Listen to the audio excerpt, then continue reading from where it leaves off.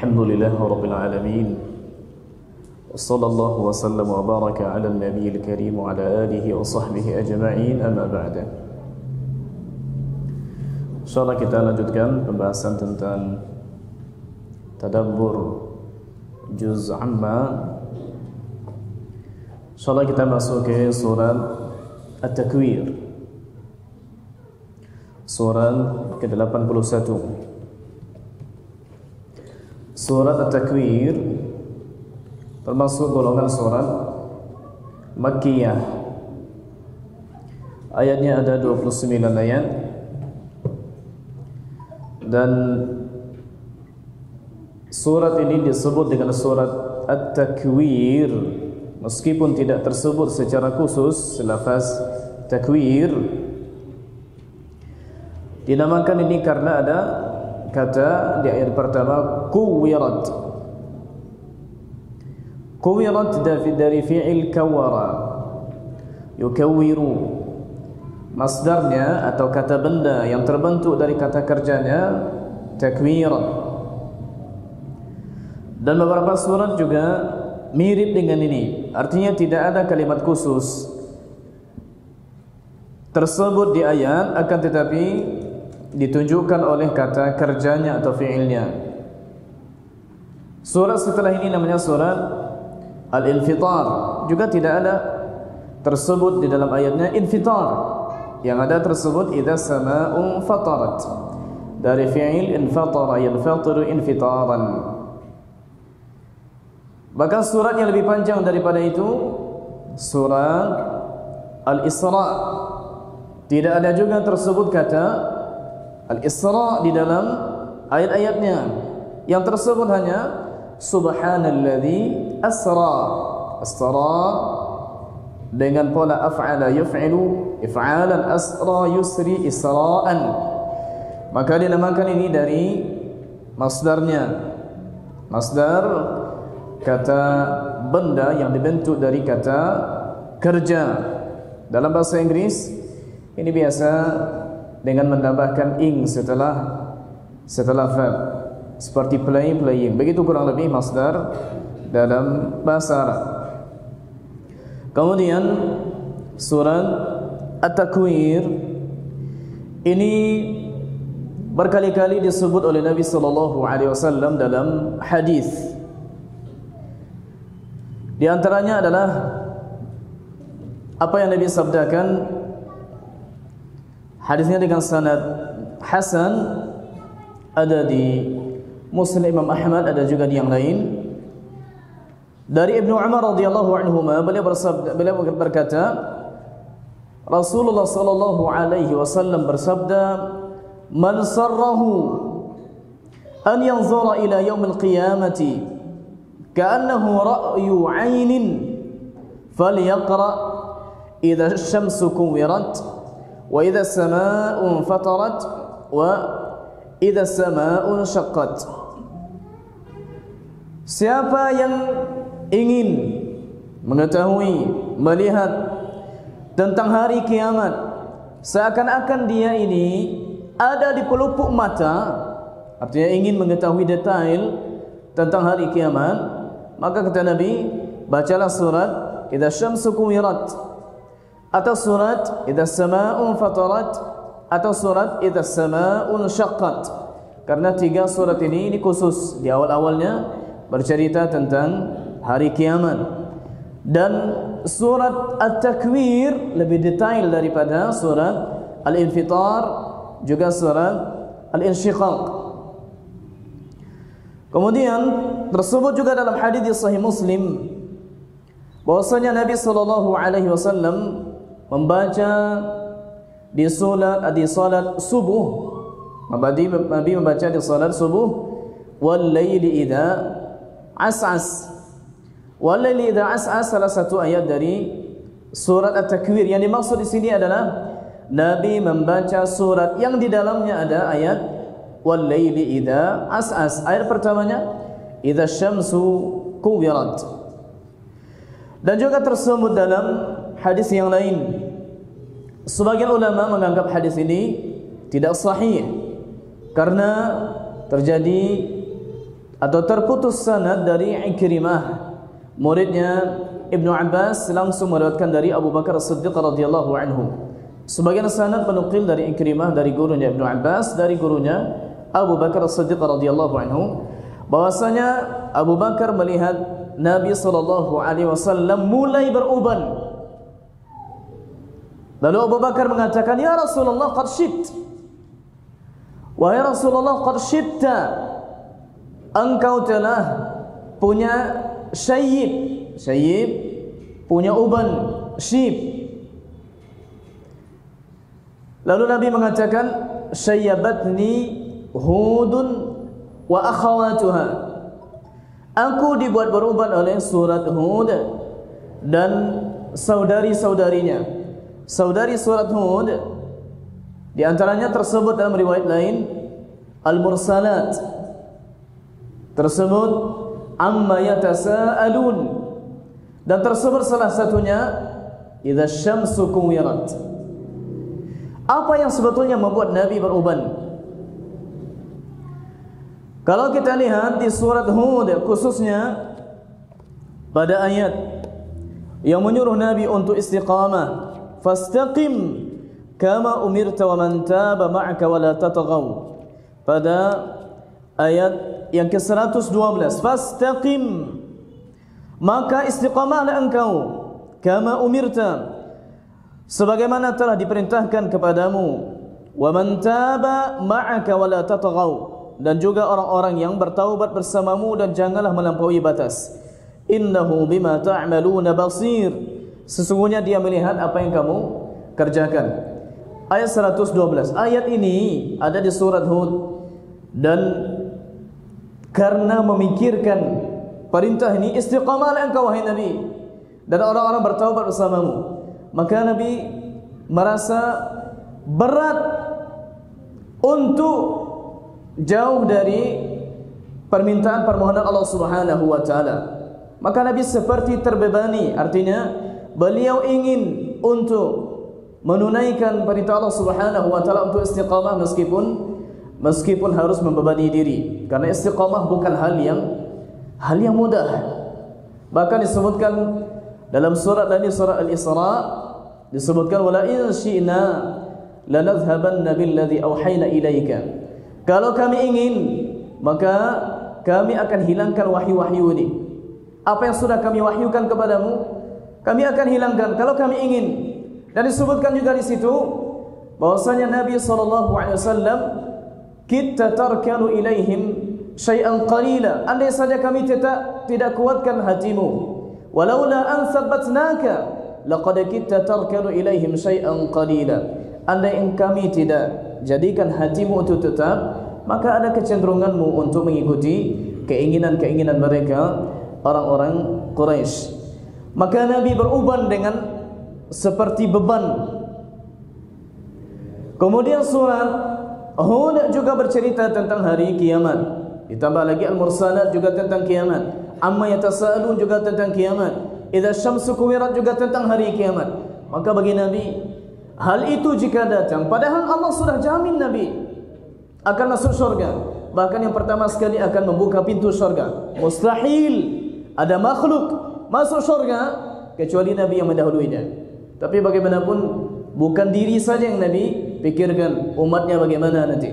Dan Nabi menunggu umatnya ketika menyeberangi sirat dengan mengatakan, Ya Rabbi sallim sallim, Ya Allah selamatkan selamatkan. Dilihat satu-satu umatnya menyeberang, Ya Rabbi sallim, Ya Allah selamatkan selamatkan. Bagaimana ini tidak akan membuat Nabi beruban? Karena peristiwa-peristiwa yang ada di hari kiamat bukan peristiwa yang biasa. Kemudian jamaah yang memuliakan, kita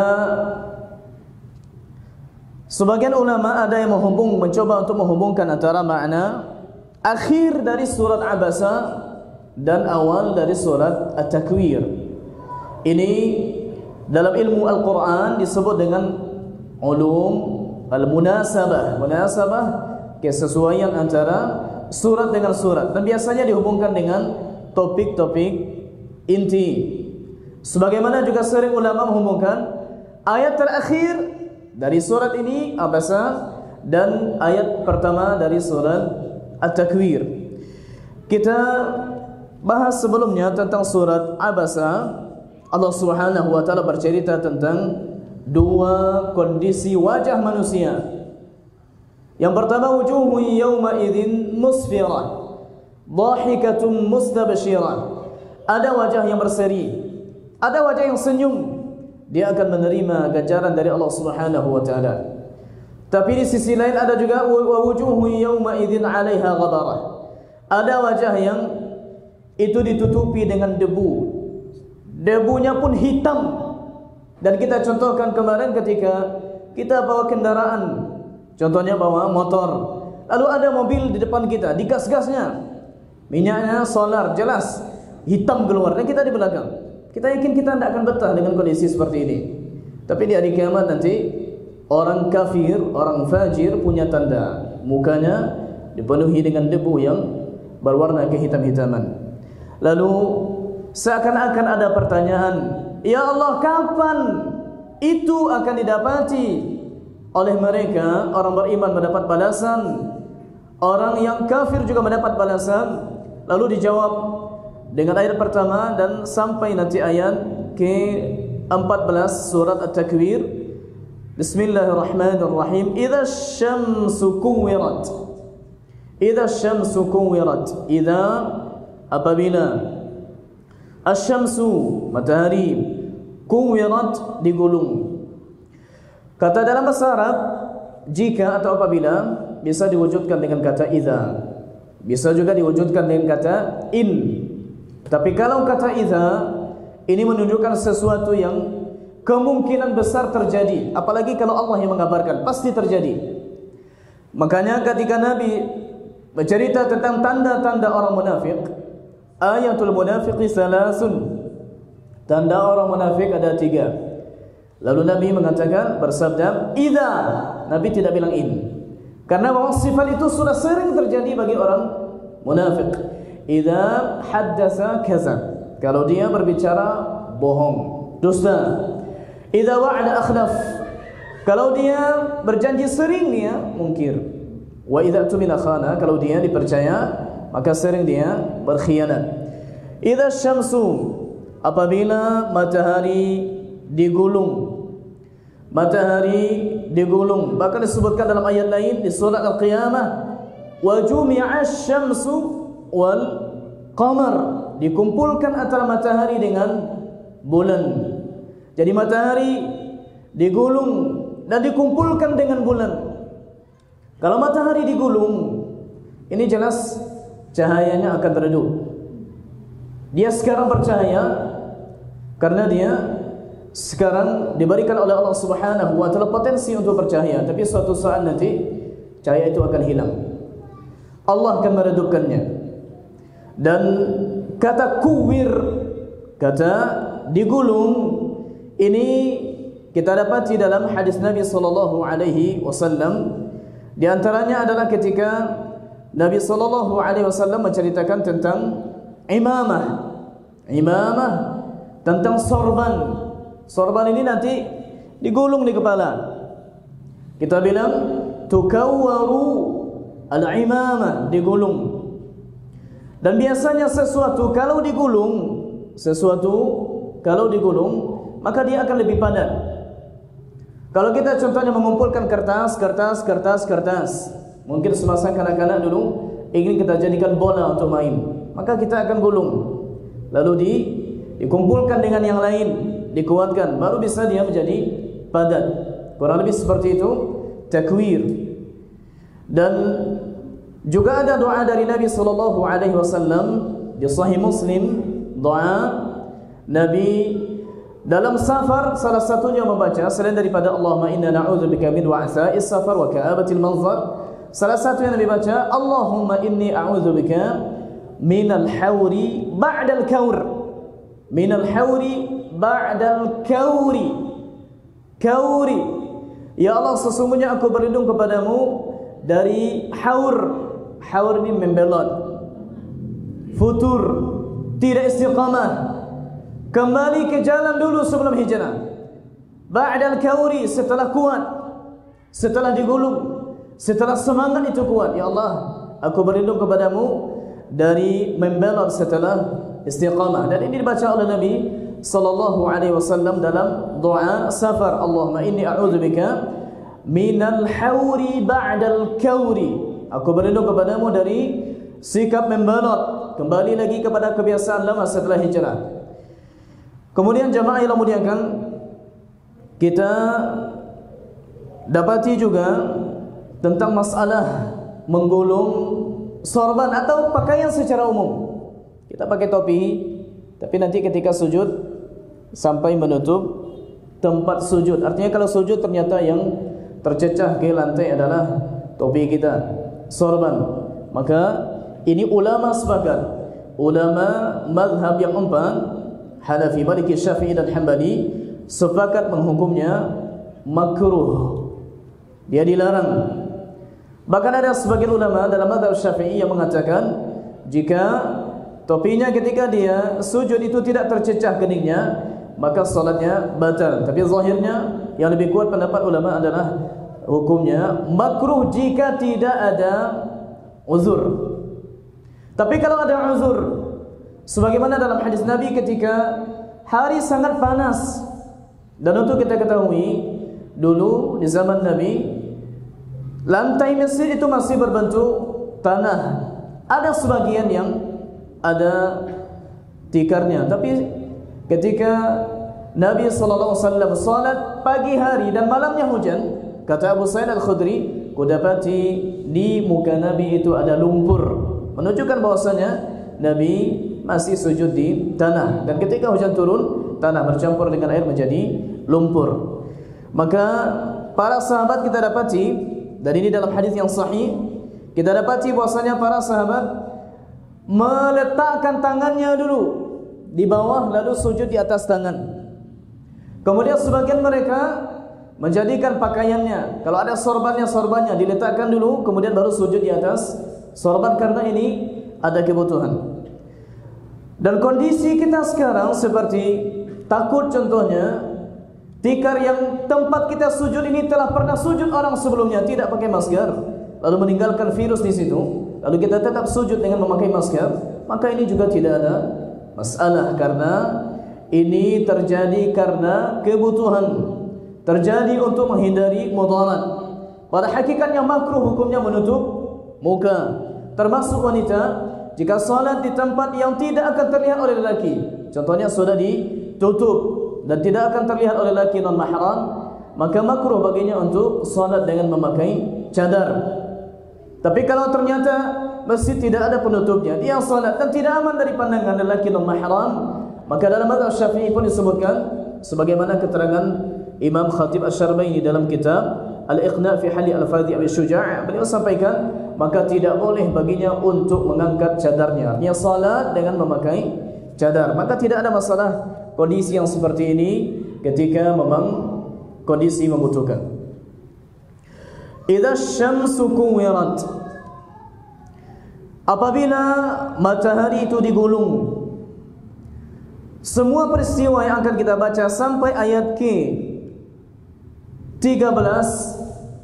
semuanya jika kalau di tanpa menyebutkan pelaku.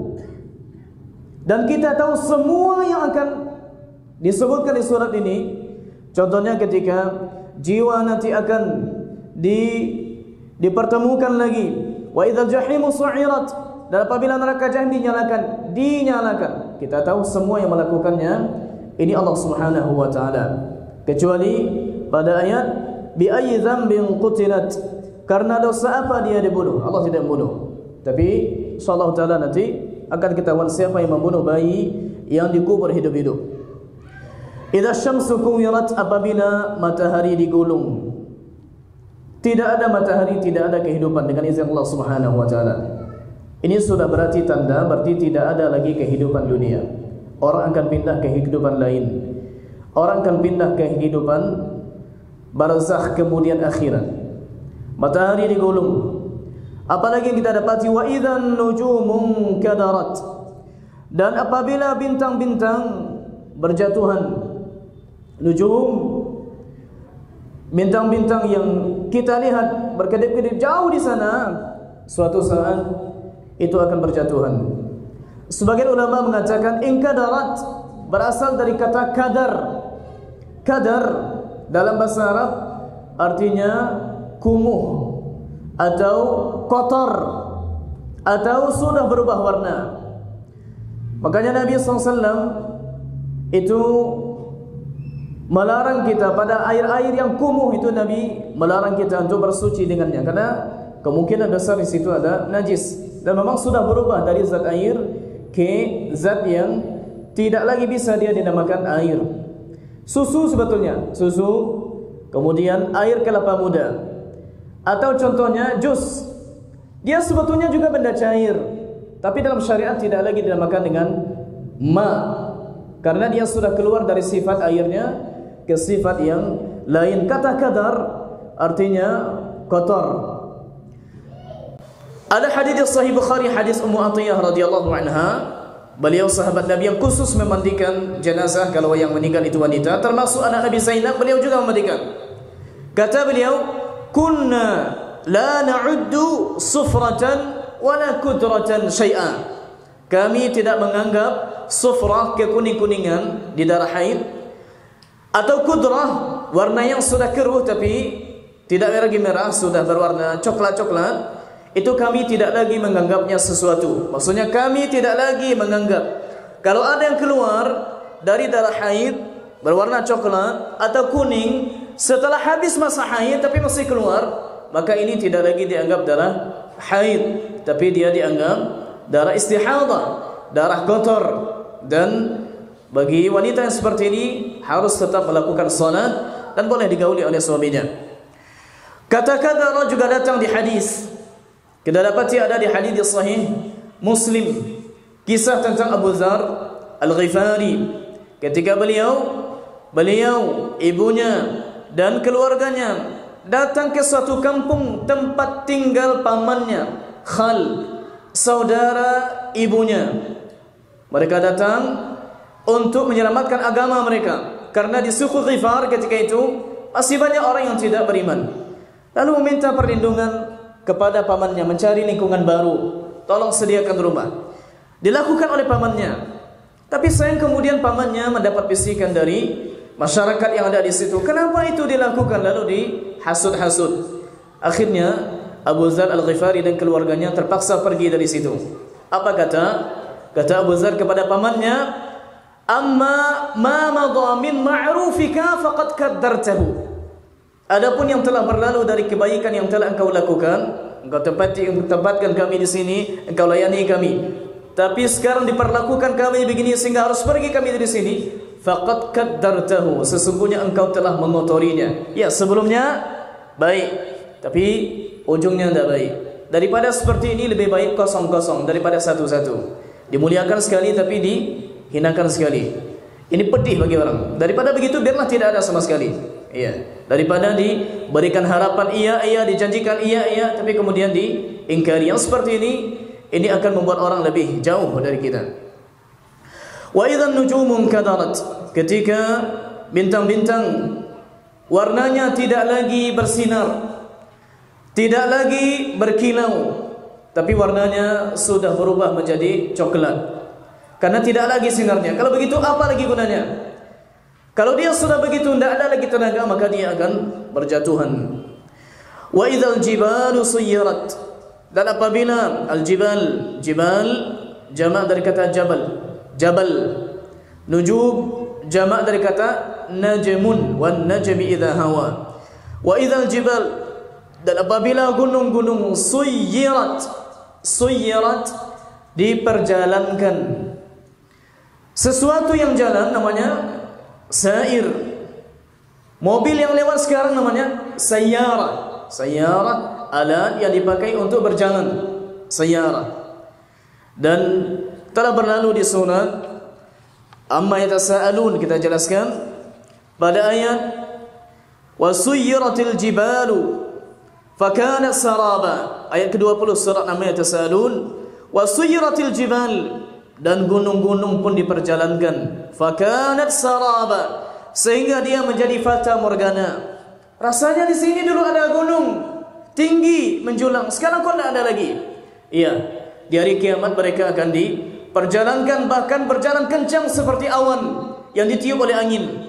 Disebutkan di surat An-Naml ayat terakhir di halaman kedua sebelum akhir, wa taral jibala tahsabuha jamidah wa hiya tamurru marra as-sahab. Engkau melihat nanti di hari kiamat al-jibal, gunung-gunung jamidah, diam, beku, tidak ada gerak. Tapi di akhir zaman, wa hiya tamurru marra as-sahab, tapi dia akan berjalan seperti berjalannya awan. Diadu gunung dengan gunung. Pertama diperjalankan, lalu diadu. Ketika diadu lalu mereka hancur. Kal ihnil manfush, al-qari'atu wal qari'ah, wa ma adraka wal qari'ah, yauma yakunu an-nasu kal farashil mabthuth, wa takunu al-jibal kal ihnil manfush. Dan gunung-gunung pun menjadi seperti ihin bulu-bulu manfush yang diterbangkan. Kenapa? Karena ini diadu, ini diadu, ini diadu, diadu semuanya. Pindah dari tempatnya sehingga menjadi nasfa datar. Tidak ada lagi yang tinggi, tidak ada yang rendah, semuanya datar. Allah sebutkan hal yang sama juga Allah sebutkan di surat Al-Mursalat. Allah sebutkan tentang bintang, wa idzan nujumu tumisat. Surat Al-Mursalat, surat terakhir di juz yang ke-29. Disebutkan fa idzan nujumu tumisat, maka apabila bintang-bintang dihapuskan cahayanya, tidak ada lagi, warnanya berubah menjadi keruh, menjadi coklat, tidak ada lagi cahaya, lalu dia berjatuhan. Lalu disebutkan juga wa idzal jibalu nusifat, dan apabila gunung-gunung dihancurkan menjadi debu. Ya, begitulah prosesnya. Diperjalankan lalu diadu, lalu menjadi debu-debu yang tadinya tinggi sekarang sudah tidak ada lagi. La tara fiha iwajan wala amta, tidak ada yang jalan yang bengkok, tidak ada yang berlubang, semuanya datar. Allah Subhanahu wa taala merubah bumi dengan bumi yang lain. Sifatnya sudah berbeda dengan bumi yang biasa. Kemudian masih tentang sesuatu yang berada di bumi, wa idzal isyaru uttilat, dan apabila isyar ini jamak dari kata asyara, unta yang bunting, yang hamil, yang tinggal menunggu kelahirannya. Dan disebutkan di sebagian tafsir, kenapa dia disebut unta bunting ini dengan asyara? Karena katanya jika unta ini sudah mencapai kehamilan asyrata ashhur, 10 bulan, maka dia disebut dengan asyara, tinggal menunggu waktu dia akan melahirkan. Orang biasanya kalau beternak menunggu kapan lahir. Ternak kambing, ternak unta, ternak sapi, dia tidak dapat gaji harian. Dari mana dia dapat gaji harian? Perlu bersabar dulu, nyabit dulu, cari ini dulu makanannya, cari itu dulu. Kapan dia nanti panen? Panennya sekali setahun. Kalau sudah mulai nanti ada akikah, sudah mulai kurban, baru dia panen. Tapi di awal-awal malah boleh jadi pengeluarannya lebih banyak. Tidak sempat contohnya menyabit, diupahkan ke orang. Tidak sempat contohnya memberikan air, diupahkan ke orang. Pergi ke sana, tidak bisa memberikan, diupahkan ke orang. Pengeluaran. Kapan dia bisa senyum? Ketika panen. Ketika panen mulai senyum. Ketika mulai beranak mulai senyum. Ketika hamil mulai senyum. Tapi akan ada suatu masa ketika unta-unta ini bunting tinggal melahirkan dan menunggu, uttilat, dibiarkan begitu saja, tidak dipedulikan. Padahal tinggal menunggu kelahiran, untungnya ada di sana, labanya ada di sana. 10 bulan yang dilakukan tidak ada gunanya. Kalau sudah datang hari kiamat, tinggalkan. Jangankan anak unta, anak kambing, anak sapi, anak sendiri akan dikeluarkan oleh seorang ibu, yang disebutkan dalam surat Al-Hajj, ya ayuhan nasu taqu rabbakum inna zalzalatas sa'ati syai'un 'azim yauma tarawnaha tadhhalu kullu murdi'atin 'amma arda'at wa tad'u kullu dhati hamlin hamlaha. Hari di mana seorang ibu yang sedang menyusui anaknya, lalu datang hari kiamat, ditiupkan sangkakala, dia lemparkan anaknya. Yauma yafirrul mar'u min akhihi wa ummihi wa abihi wa sahibatihi wa banihi. Orang lari dari keluarganya, dari ibunya, dari ayahnya, dari istrinya, dari anaknya, semuanya. Tak ada lagi guna. Orang ingin menyelamatkan diri sendiri.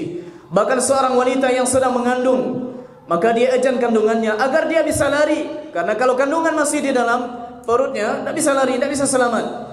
Yang ini sudah berjatuhan, yang gunung sudah mulai diperjalankan. Bagaimana dia akan selamat? Dia akan selamat menurutnya dengan mengeluarkan apa yang ada di perutnya.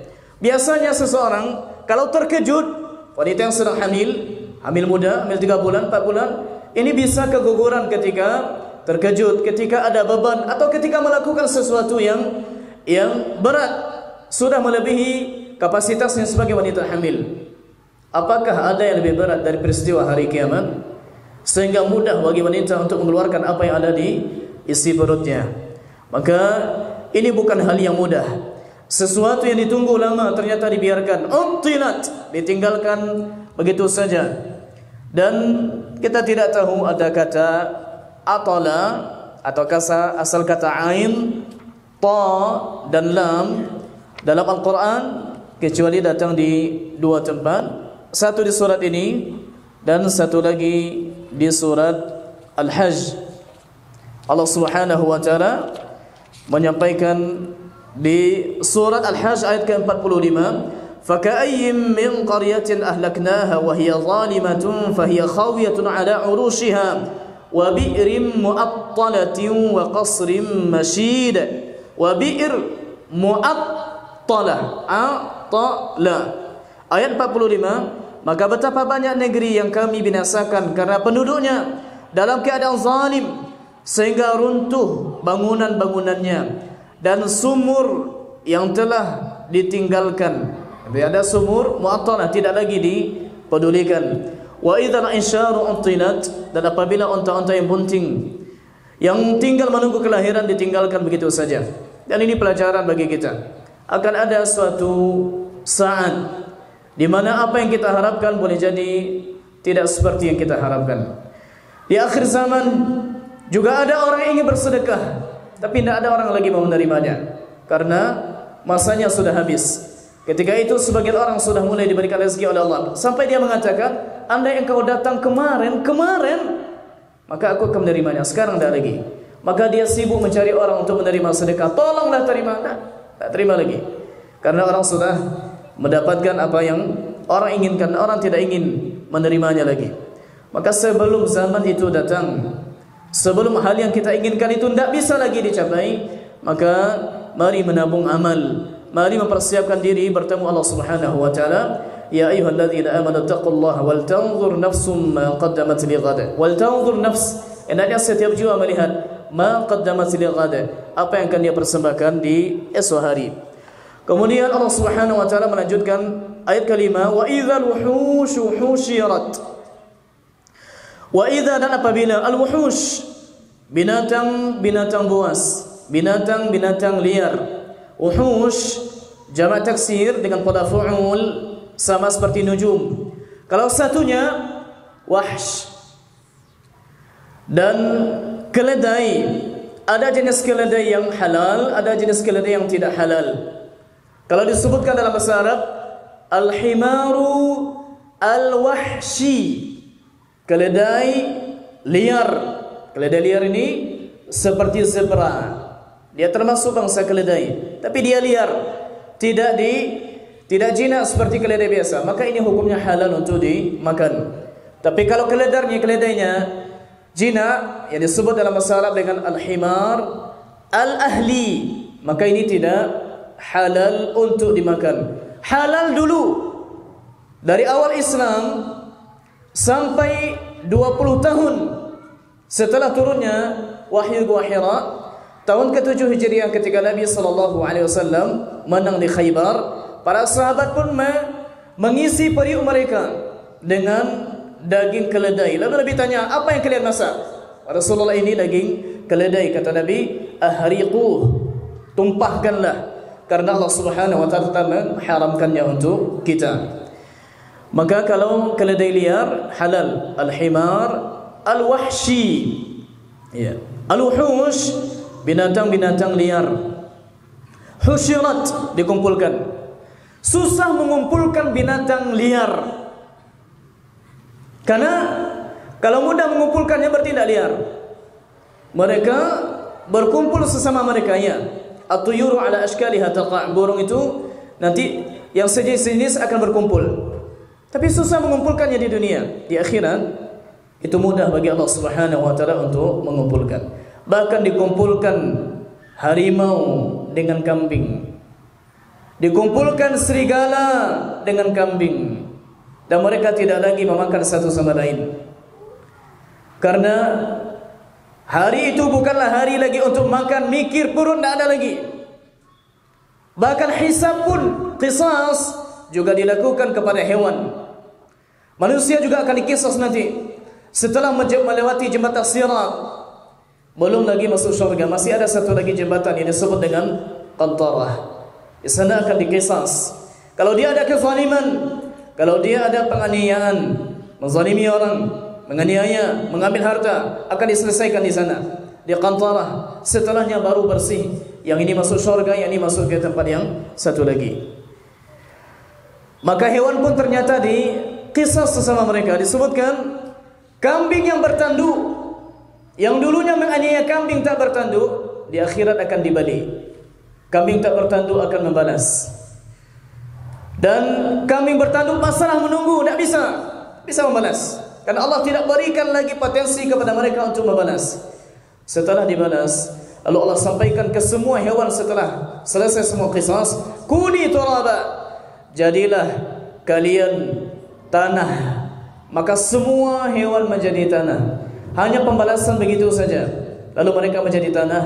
Mereka tidak diazab, tidak dimasukkan ke neraka. Lalu orang kafir melihatnya.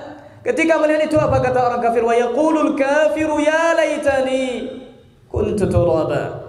Andai saja aku menjadi tanah seperti hewan. Artinya, okeylah kalau diazab begitu tidak masalah sebentar, tapi tidak masuk neraka.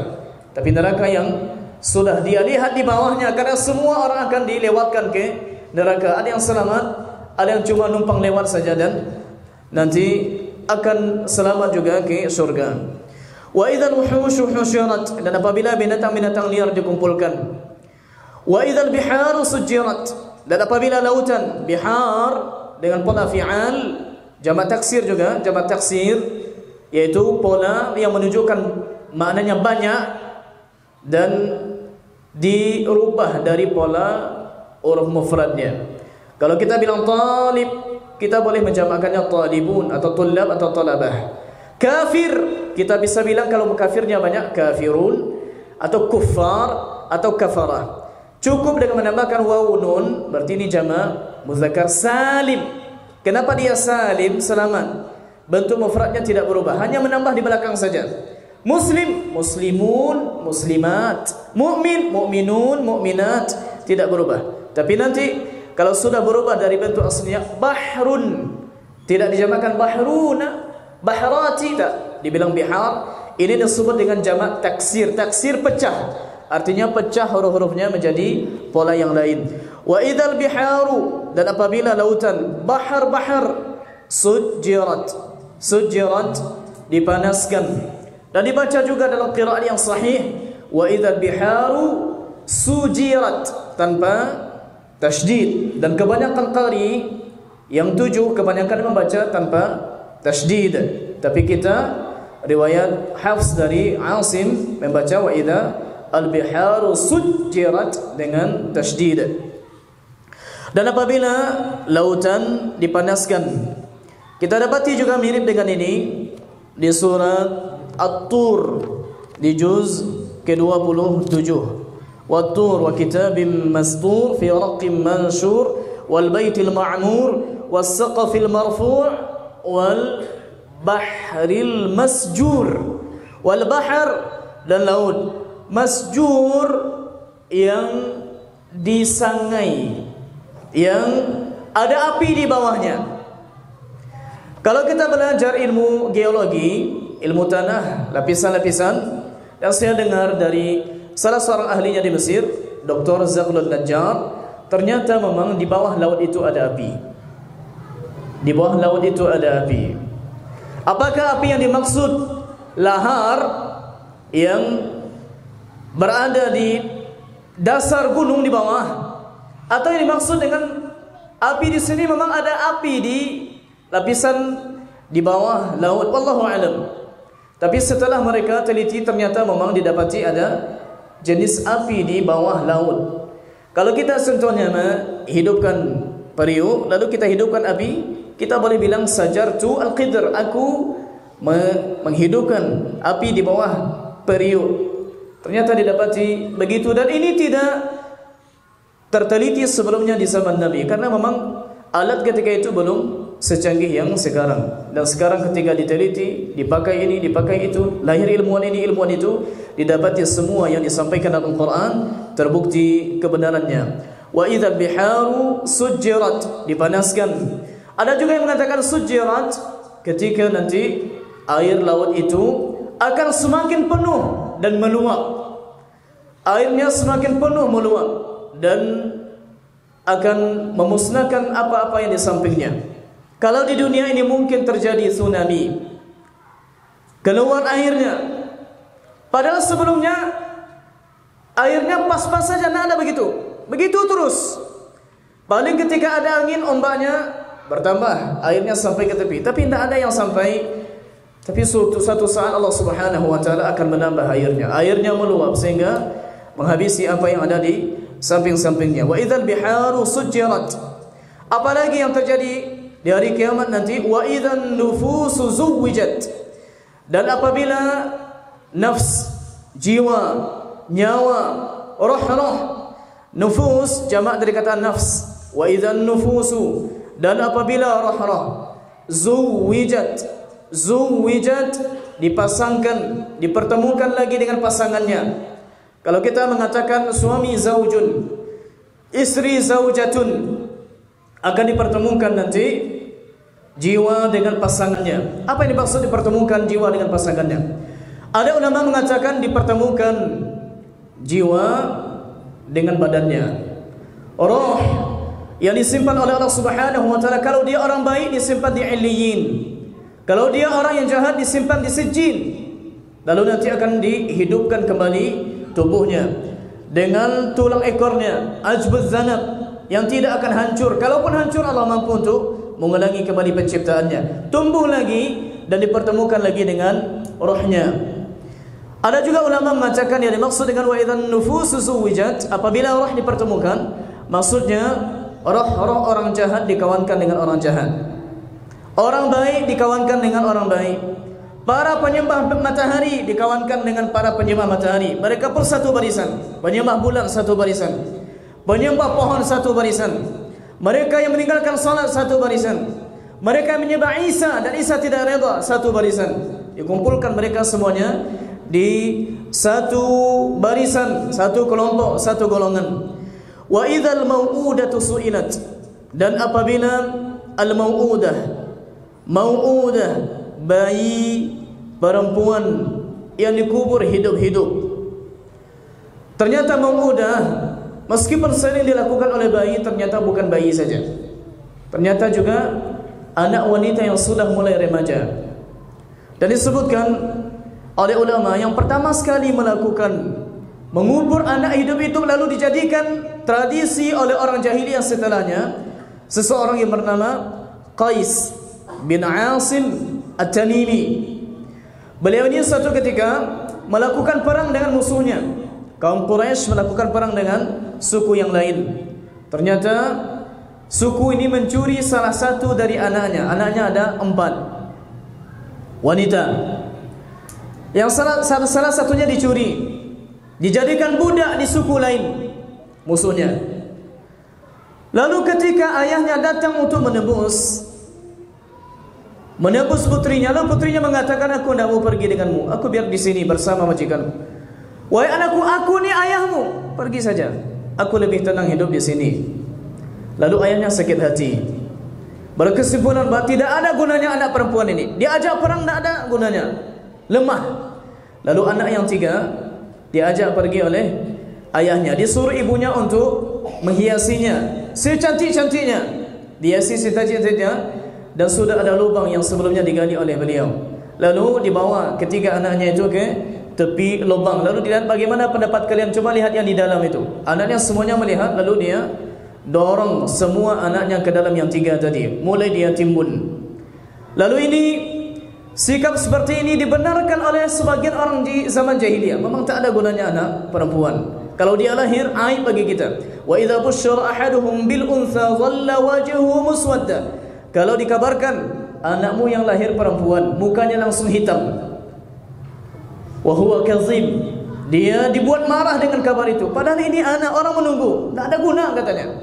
Lalu dikuburlah. Setelahnya dikubur anak hidup-hidup. Ada riwayat menunjukkan kalau beliau datang kepada Nabi sallallahu alaihi wasallam bahwa beliau menyesal, bahkan menyebutkan, wahai Rasulullah, aku telah menguburkan anak wanitaku hidup-hidup 8 orang. Lalu beliau taubat dan diterima taubatnya oleh Allah Subhanahu wa taala. Adapun kisah yang menyebutkan bahwasanya Umar bin Khattab ketika salat lalu menghadap, assalamualaikum warahmatullahi, beliau tersenyum, assalamualaikum warahmatullahi. Lalu beliau menangis. Ditanya, kenapa engkau menangis? Katanya, karena dulu aku pernah mengubur anak perempuanku hidup-hidup. Kisah ini bohong, tidak benar. Kisah ini diriwayatkan oleh orang Syiah. Kisah ini dirawinya kita dapati ada Jabir al-Ju'fi. Jabir al-Ju'fi ini rawi Syiah, tidak didapati di kutub-kutub sunnah, Bukhari, Muslim, tidak dapati. Bahkan di buku-buku yang mungkin sunnah tidak terkenal seperti Muntaqa Ibn Jarud, Mustadrak Hakim atau Mu'jam at-Tabrani, tidak didapati ada riwayat yang sahih tentang Umar bin Khattab radhiyallahu anhu bahwasanya beliau menguburkan anak hidup-hidup. Kenapa Umar yang dikambing hitamkan? Karena di zaman Umar lah Persia kalah, yang dipimpin oleh Sa'd bin Abi Waqqas kalah. Dan orang Syiah itu dari keturunan Persia. Jadi mereka ini sangat sakit hati dengan Umar, bolehlah membuat cerita-cerita. Salah satunya cerita Umar bin Khattab keji menguburkan putrinya sendiri. Wallahu a'lam. Silakan azan dulu.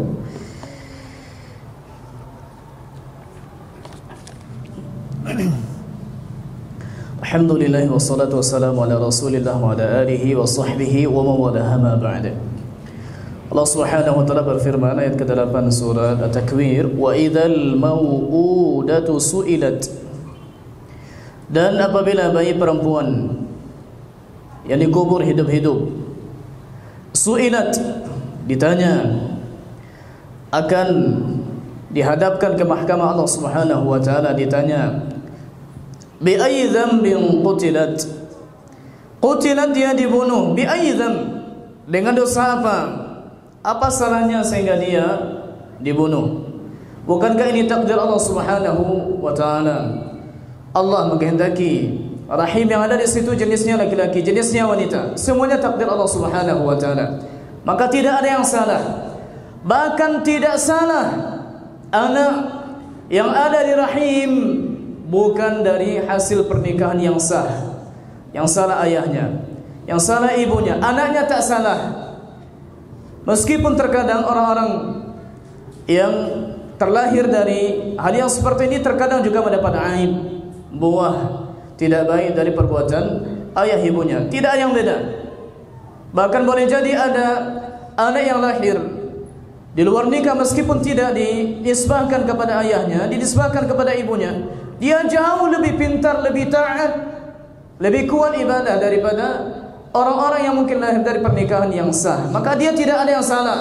Wala taziru waziratun wizra ukhra. Seseorang tidak menanggung dosa yang lain. Pada ayat ini yang ditanya, disebutkan oleh Allah, ditanya adalah yang dibunuh.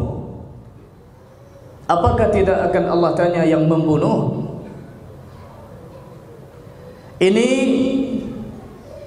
dalam bahasa Arab atau dalam kaidah usul fikih disebut dengan lahnul khitab. Lahnul khitab memahami suatu ayat yang lebih daripada yang tertulis. Contoh, dalam ayat tentang tidak boleh menghardi orang tua, disebutkan fala taqul lahuma uff. Janganlah engkau mengatakan kepadanya uff. Uff itu cis. Atas semacam sikap mendongkol, tidak setuju. Itu saja dilarang, apalagi memukul, apalagi menghardik, apalagi mencaci, apalagi menyayat-nyayat hati orang tua dengan perbuatan yang tidak ia redai. Akan lebih haram lagi. Ini disebut dengan lahnul khitab. Apalagi sekarang yang ditanya di sini adalah orang yang dibunuh, bayi yang tidak ada sama sekali salahnya, hasil perbuatan ayah ibunya, lalu nanti bayi ini lahir ditaruh di tong sampah, dibuang begitu saja. Kenapa dia dibuang? Apakah tidak akan ditanya yang menanya objek yang menjadi korban dari perbuatan ini? Mustahil. Ini kita pahami dengan kaidah lahnul khitab. Yang dibunuh saja ditanya, apa dosa? Kenapa engkau dibunuh? Apalagi yang membunuh? Yang dizalimi saja ditanya, apalagi yang menzalimi?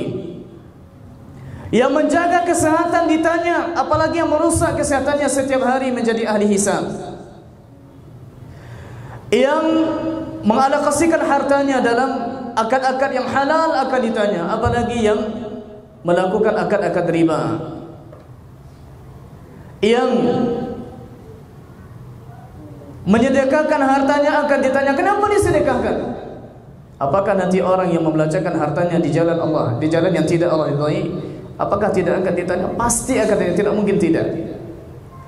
Maka kurang lebih kata ulama, ini juga seperti pertanyaan Allah kepada Nabi Isa, a anta qulta lin-nasi ittakhiduni wa ummi ilahaini min dunillah? Apakah engkau dan ibumu yang mengatakan kepada orang-orang umatmu Bani Israel, jadikanlah aku Tuhan, begitu juga ibumu jadikan Tuhan yang disembah selain daripada Allah Ta'ala?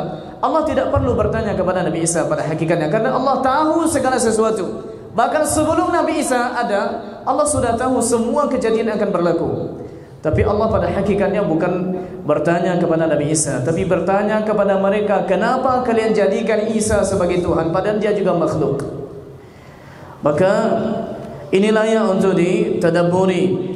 Bayi yang tidak bisa berbicara, dari kiamat nanti akan dijadikan berbicara oleh Allah Subhanahu wa taala. Kenapa kalian dibunuh? Itu ditanya, apalagi ayahnya yang menjadikannya terkubur hidup-hidup. Pasti akan lebih ditanya, dan hisabnya pasti jauh akan lebih pedih daripada itu. Kemudian wa idza suhufu nusyirat, dan apabila lembaran-lembaran, maksud catatan amal telah dibuka, nusyirat, dan juga dibaca dalam qiraat yang sahih, termasuk qiraat Ibnu Katsir dari dua riwayat Bazin dan Qumbul, wa idza suhufu nusyirat dengan tasydid shin, wa idza suhufu nusyirat, dan jika lembaran-lembaran dibuka lebar-lebar, maksudnya catatan amal. Kita nanti akan mendapatkan catatan amal kita masing-masing. Catatan amal itu apa yang kita laporkan setiap hari. Jadi laporan amal ini kepada Allah ada 4. Laporan amal kepada Allah ada 4. Yang pertama, setiap hari. Disebutkan dalam hadis sahih di Sahih Muslim, yurfa'u ilaihi 'amalul lail qabla 'amalin nahar. Diangkat kepada Allah Ta'ala amal di malam hari sebelum besok amalan di siang hari. Diangkat amalan di siang hari sebelum datang malam hari. Ini setiap hari dilaporkan kepada Allah Ta'ala. Kemudian yang kedua ada laporan mingguan. Sebagaimana hadis juga di Sahih Muslim, tu'radul a'malu ila Allah. Dihadapkan amalan kepada Allah kulla yaumil isnin wa yaumil khamis. Setiap hari Senin, setiap hari Kamis. Makanya Nabi suka untuk puasa pada hari itu, karena Nabi ingin amalannya diangkat dan Nabi dalam keadaan berpuasa. Kemudian juga ada amalan yang diangkat kepada Allah tahunan, yaitu di bulan Sya'ban sebelum masuk Ramadan. Pertanggungjawaban amalan kita setahun itu dilaporkan kepada Allah Subhanahu wa taala. Dan terakhir sekali, yang keempat, ada juga laporan amal kepada Allah Ta'ala, yaitu ketika kita telah tiada. Ini laporan akhir, menutup hari kita, menutup buku kita. Tidak ada lagi tambahan, tidak ada lagi pengurangan. Disitulah kita nanti akan dihadapkan kepada kita masing-masing catatan amal. Dan orang-orang nanti akan diberikan catatan amal. Ada yang diberikan dari arah depan sebelah kanan, ada dari arah belakang sebelah kiri. Lalu ketika bukunya sudah dia ambil, lalu bukunya akan dia kalungkan ke lehernya. Disebutkan di surat Al-Isra, wa kullu insanin alzamnahu ta'irahu fi 'unuqihi wa nukhriju lahu yawmal qiyamati kitaban yalqahu manshura. Iqra' kitabak kafa bi nafsika al-yawma 'alayka hasiba. Setiap manusia nanti akan kami lazimkan baginya sesuatu di lehernya, ta'irahu maksud catatan amalnya. Dia gantungkan nanti di leher. Seperti jamaah yang pergi haji, pergi umrah, supaya bukunya tak hilang, nanti ada tali dikalungkan di sini. Maka dia nanti akan lihat. Dan Allah akan suruh dia untuk melihatnya. Coba lihat. Ada enggak kezaliman di sana? Malaikat mungkin lupa mencatat amalmu, atau mungkin malaikat sengaja menulis dosa tapi itu tidak engkau lakukan. Dia balik. Semuanya ada. Iqra' kitabak, baca dengan teliti bukumu. Maka semua kita akan melakukannya. Bagi orang yang mendapati catatan amal di bukunya banyak, maka dia akan umumkan kepada kawannya di samping tanpa sabar, ha'um qara'u kitabiyah, ha'um ta'al iqra'u kitabiyah, bacalah bukuku. Karena di situ ada salat, ada zikir, ada istighfar, ada taubat, ada salat malam, salat duha, salat tahajud, dan banyak amal-amalan lain yang dia bisa banggakan kepada kawannya. Ya, boleh hari itu berbanggalah. Di dunia jangan, tapi hari itu berbanggalah dengan amalan yang telah kita lakukan. Kita cukupkan demikian, insyaallah taala disambung di hari Jumat selanjutnya. Subhanakallahumma bihamdika asyhadu an la ilaha illa anta astaghfiruka wa atubu ilaika. Wassalamualaikum warahmatullahi wabarakatuh.